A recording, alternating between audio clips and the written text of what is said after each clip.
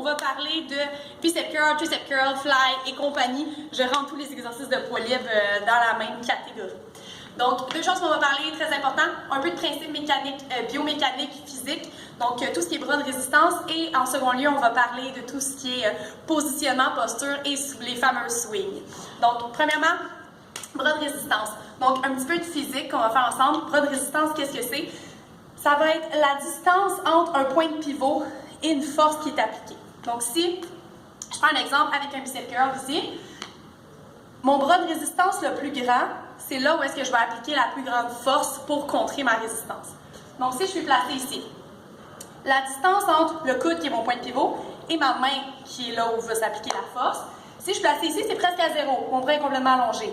Lorsque j'amène mon coude 90 degrés, c'est là où la distance entre ma main et mon coude sera la plus grande. Donc, c'est là que j'aurai besoin d'effectuer la plus grande force pour contrer le poids du dumbbell avec la gravité.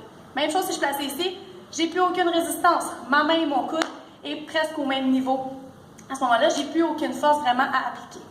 Donc, ce principe-là, vous pouvez l'appliquer dans toutes les positions des exercices que vous allez faire à ce moment-là. Si je suis placée ici, je viens faire un bicep curl. Donc, ici, on a vu que mon bras de résistance le plus grand, c'était placé ici. Si j'avance mon coude ici vers l'avant, le moment où mon bras de résistance sera le plus grand va être ici. Je travaille en muscle long davantage. Si je recule mon coude ici, le moment où mon bras de résistance sera le plus grand, ça va être ici. Je travaille davantage en muscle court. Donc, le fait de bouger mon segment, ça va me permettre de travailler dans différentes zones de contraction quand je vais venir chercher mon exercice. Même chose si je travaille avec une poulie. Donc, si je viens faire un bicep curl avec la poulie, le fait d'être éloigné ici, je vais être capable d'aller chercher une contraction qui est un peu plus complète à ce moment-là en allant chercher mon bras de résistance qui est le plus grand. Donc, vous pouvez aller chercher aussi dans des zones dont je vous ai parlé un petit peu précédemment dans le bench press, d'aller chercher une zone optimale. C'est un peu la même chose, c'est le fait d'aller jamais chercher une zone où mon bras de résistance est complètement à zéro. Donc, cette zone-là et cette zone-là. Toujours jouer entre les deux pour avoir une zone de contraction optimale. Donc, voilà pour le bicep curl. Ensuite, on peut chercher la même chose avec le fly.